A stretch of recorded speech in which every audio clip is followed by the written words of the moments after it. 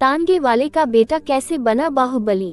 कभी प्रयागराज में खौफ का पर्याय रह चुका अतीक अहमद बेहद ही अजीब तरीके से हमेशा के लिए खामोश हो गया। कभी पुलिस और मीडिया के सामने शेर की तरह दहाड़ लगाने वाला आज बेसहारा बनकर खामोश हो गया। आखिर आज खामोश होने वाला अतीक अहमद कौन है, क्या है उसकी पूरी कहानी, आइए जानते हैं। अतीक अहमद का जन्म 10 अगस्त 1962 में हुआ था और आज 15 अप्रैल 2023 को उसी अतीक अहमद का अंत हो गया। यानी करीब 60 साल की उम्र में उसने दुनिया को अलविदा कर दिया। अतीक अहमद का परिवार भी बेहद गरीब था। कभी साल 1979 का दौर था। उस समय इलाहाबाद के चकिया मोहल्ले में फिरोज अहमद नाम के एक शख्स हुआ करते थे। वो तानगा चलाकर अपने परिवार का खर्चा चलाते थे। इसी फिरोज का बेटा पढ़ने में कम, बदमाशी पर ज्यादा फोकस करता था, इसलिए इसका परिणाम भी 10वीं की परीक्षा में सामने आ गया। 10वीं का रिजल्ट आया और फिरोज का बेटा फेल हो गया। अब वो इस परीक्षा में तो फेल हो गया, लेकिन जल्द ही अमीर और बाहुबली बनने का सपने देखने लगा।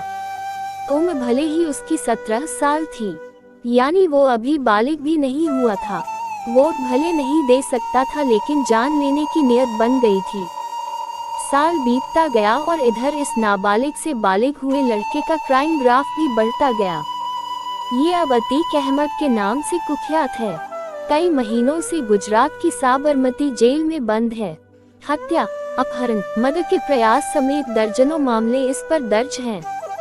अब इसके नाम की चर्चा इलाहाबाद से प्रयागराज बने शहर में उमेश पाल की हत्याकांड में हो रही है। पुलिस ताबड़तोड़ एनकाउंटर कर रही है, लेकिन इसका मास्टरमाइंड खुद जेल में बंद है।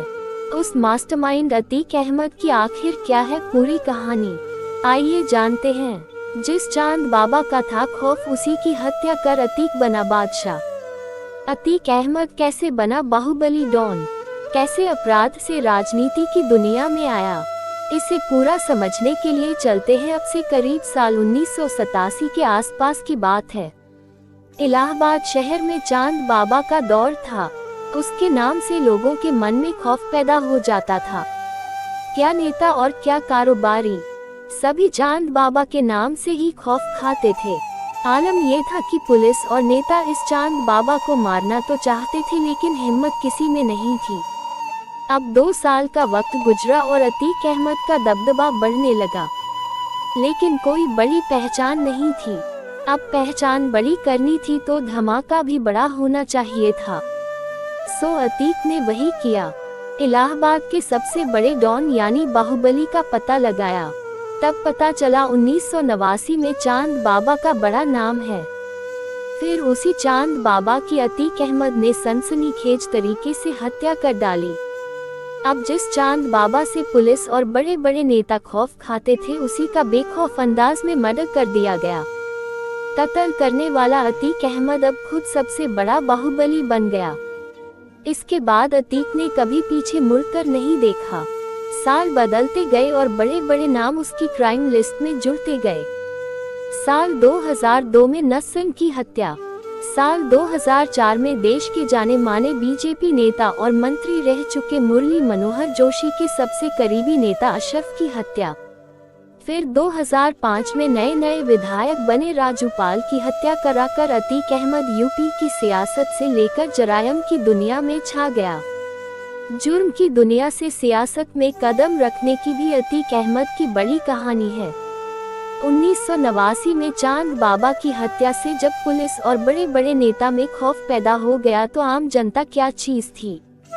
अब अतीक अहमद का खौफ लोगों के जहन में उतर आया, पर पुलिस भी अतीक के पीछे पड़ गई। लेकिन अतीक तो अतीक था, वो कहाँ पीछे रहने वाला था।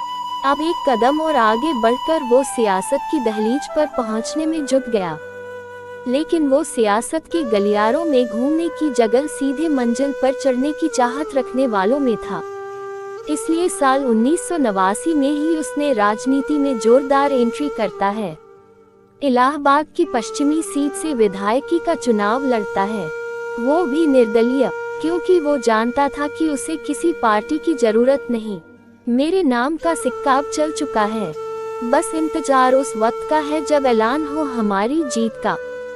और वो दिन भी आ गया जब अतीक अहमद की जीत पर मुहर लगी। बाकायदा चुनाव अधिकारी ने ऐलान किया, अतीक अहमद भारी अंतर से चुनाव जीते।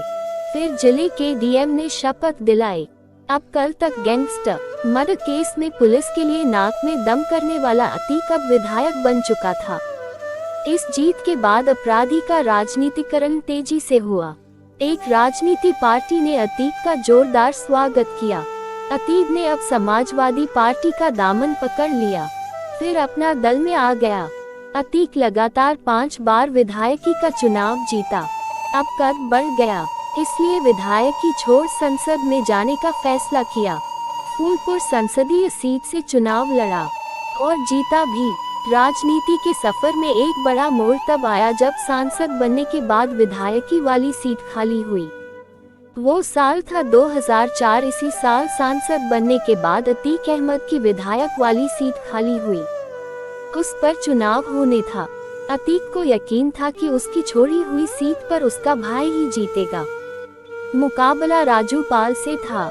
बसपा से चुनाव लड़ रहे राजू पाल ने आखिर में बाजी मार ली। इस सीट पर राजू पाल जैसे नए नवेले नेता की जीत ने अतीक अहमद को अंदर से हिला दिया। उसने उस राजू पाल को जड़ से ही खत्म करने की ठान ली। फिर वो तारीख आई 25 जनवरी 2005। राजू पाल की दिन दहाड़े गोली मारकर हत्या कर दी गई। इस हत्याकांड में देवी पाल और संदीप यादव की भी मौत हो गई। इस हत्याकांड में सीधे तौर पर उस समय के सांसद अतीक अहमद और उनके भाई अशरफ का नाम सामने आया। अब अतीक अहमद का जुर्म की दुनिया में नाम और बढ़ गया, क्योंकि उसका मुकाबला करने की हिम्मत अब कोई नहीं कर सकता था। यहाँ तक कि जज भी हिम्मत नहीं जुटा पा रहे थे।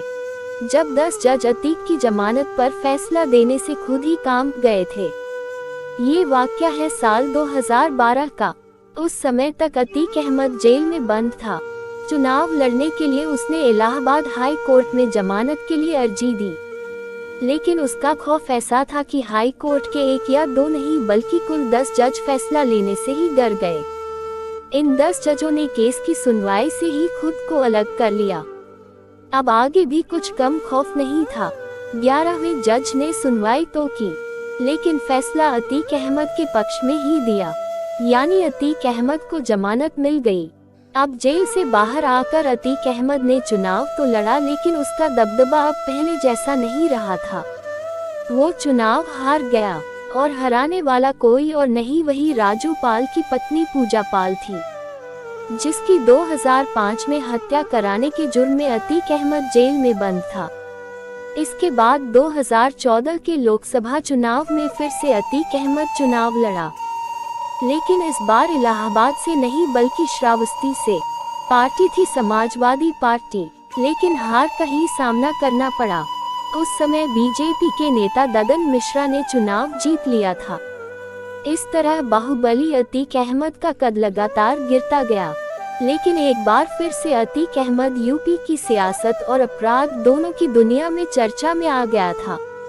लेकिन आज 15 अप्रैल को अतीक का अंत हो गया। उत्तर प्रदेश के प्रयागराज में शनिवार 15 अप्रैल को माफिया अतीक अहमद और उसके भाई अशरफ की गोली मारकर हत्या कर दी गई। 3 हमलावरों ने पुलिस की हिरासत में दोनों पर ताबड़तोड़ गोलियां बरसाईं, जिसमें उनकी मौत हो गई। बदमाशों ने वारदात को उस वक्त अंजाम दिया जब अतीक और अशरफ को रूटीन मेडिकल चेकअप के लिए ले जाया रहा था। डबल मर्डर की ये पूरी वारदात मीडिया के कैमरों के सामने हुई।